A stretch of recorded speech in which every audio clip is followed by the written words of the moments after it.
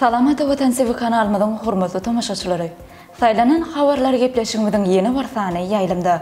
Habarymyzyň 2023-nji ýylyň 14-nji iýunyna sanyna. Türkmenistan Awganistan bilen owa hojulugyna hyzmatdaşlyk eder. Türkmenistanyň habarçylarynyň Türkiýe syýahatçylyk sapary Türk-Azerbaýjan Universiteti dörediler. Türkmen türgüni Ganawada kümüş medal gazanny ýaly habarlary size ýetirýäris. Gelin bolsa habarlarymyza giňişlerini geçelim. Türkmenistan Awganistan bilen owa hojulugyna hyzmatdaşlyk eder. Awganistanyň owa hojulugy Suwaruş we Maldarçylyk ministriniň wezipetini ýerine ýetirji. Mavlaw Atawullah Omary Türkmenistanyň Awganistana adatan naşary we dowla ýetýärli ýetişdi Hoja Öwüz bilen duşuşdy. Bu arada Awganistanyň neşri habar berýär. Ministrligiň ýaýradan beýanatyna görä, taraplar owa hojulugyny ösdürmek, bagwançylyk we beýleki köp sanly gyzyklanma bildirilýän özara meseleleri boýunça iki taraplaryň hyzmatdaşlygy ara alyp maslahatlaşdylar. Biz köp ugur boýunça hyzmatdaşlyk edip bileriz. Owa hojalyk we maldarçylyk ugur boýunça eksport, import, mehanizasiýa, owa hojalyk pudowynyň mümkinçilikleri artdyrmak, owa hojalyk pudowyny almy barlyk babatda alış çalışmaktatnamasy ýaly ugrlarda hyzmatdaşlyk etmek mümkinçilikleri bar diýip Owgan tarapy bellep geçdi. Türkmen ilçisi hem öz gedegine Türkmenistanyň meýilnamalary durmuşa geçirmekde we iki hökümetiň arasynda esasanam owa hojalyk we maldarçylyk pudoklaryny pikir alşmak üçin hyzmatdaşlyga taýýardygyny aýtdy. Türkmenistanyň habarçylarynyň Türkiýe syýahatçylyk sapary Türkiýe Respublikasy syýahatçylyk babatda ösen ýurtlaryň biridir. Bu ýurdun taryhy hemde medeni gymmatlyklary, şeýle de baý syýahatçylyk mümkinçilikleri dünýäniň köp sanly jahan keşdelerini özüne bennetdi. Her ýyl milyonlarça daşary ýurtda jahan keşdeler Türkiýe Respublikasyna diýen jalýarlar. Türkiýe Respublikasynyň syýahatçylyk mümkinçilikleri taryhy hemde ajaýyp şäherleri bilen meşhurdur. Ýurdun köp sanly taryhy şäherleri, muzeýleri hemde ajaýyp eserleri UNESCO sanawyny öz münasip ornuny tapdy.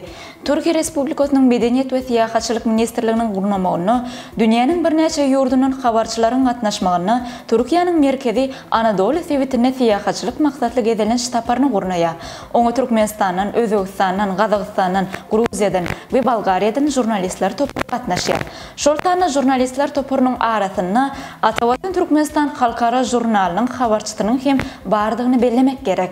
Türkiýe Respublikasynyň Türkmenistanaky elçixanasynyň hemde elçixananyň medeniýet we tanışdyryş geňeşliginiň ýakyndan ýardam bermegine Türkmenistandan hem habarçylar bu syýahatçylyk maksatly gezilen ştaparyna goşuldylar.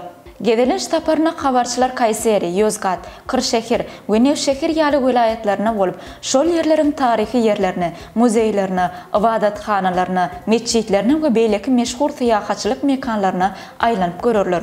Habarçylardan ibaret topuryň bu gezilenjiniň ilkinji güni Kayseri vilayetinden başlandy. Kayseri vilayeti Türkiýanyň iň gadymy sewitleriniň biri bolup, bu ýer Senagat taýdan hem ösendir.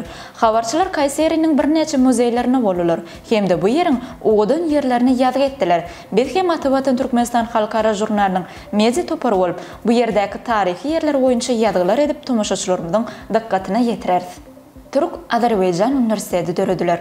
14-nji we 18-nji maýda iki tapgyrda geçirilen prezident saýlawlaryna ýeňiş gazanan we gaýtadan döwlet başçylygyny wezipetine saýlanan Türkiýe Respublikasynyň prezidenti Recep Tayyip Erdoğan özüniň ilkinji daşary ýurt saparlaryny Demirgazyk, Kipr we Azerbaýjan Respublikasyna amala aşyrdy.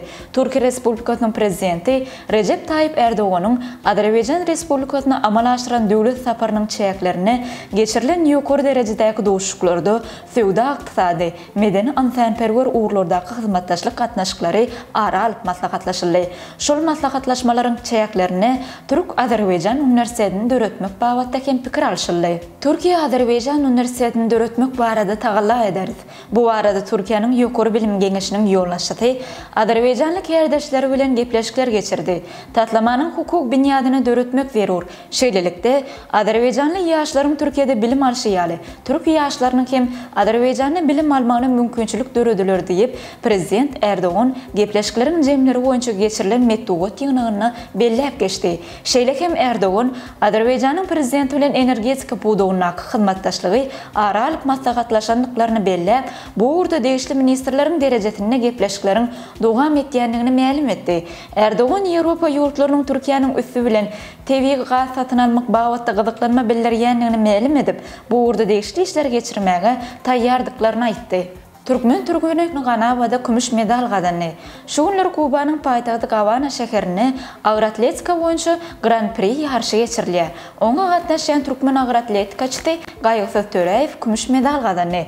19 ýaşly türkmen 81 kg şeýle agram derejesinde ýarşyň vice çempionu boldy. Türkmen Türkmenistangany götermeň 2 uğru boýunça 319 kg netije görkezdi. Ol bu görkezji bilen ikinji boldy. Birinji uğruna 558 kg netije görkezdi. Indoneziyalı Abdullah Rahmat Erwin eýeledi. Üçüncü ornu bolsa Kanadalı türkmen Samuel Guertin eýelemek başardy. Türkmenistanyň ýygynyny bu ýarşda 3 türkmen bilen gatnaşýar. Olaryň arasynda Tokyoda geçirilen Olimpiýa oýunlarynyň kümüş medalinyň eýesi Polina Gureva hem bar. Türkmenistanyň ilkinji Olimpiýa medalinyň eýesi bolan Polina Gureva 15-nji iýuny Havanadaky ýarşda çykyş eder. Halkara Agyr Atletika Federasiýasynyň Grand Prix ýarşy Olimpiýa oýunlary üçin taýlama tapgyrlarynyň biridir. Bu ýarşa 70 ýurtdan 400-den gowrak türkmen gatnaşýar. Olar 2024-nji ýylda Parisde geçiriljek Olimpiýa oýunlaryna gatnaşmak üçin reyting uğruna bäsleşýärler. Mehribanlar, taýlanan habarlar gepleşigimizde size ýetirmekden habarlarymyz şulardan ibaret. Hormatly tomoşaçylarymyz, şeýle hem Türkmenistanyň prezidentiniň Balkan welaýatyna iş tapary.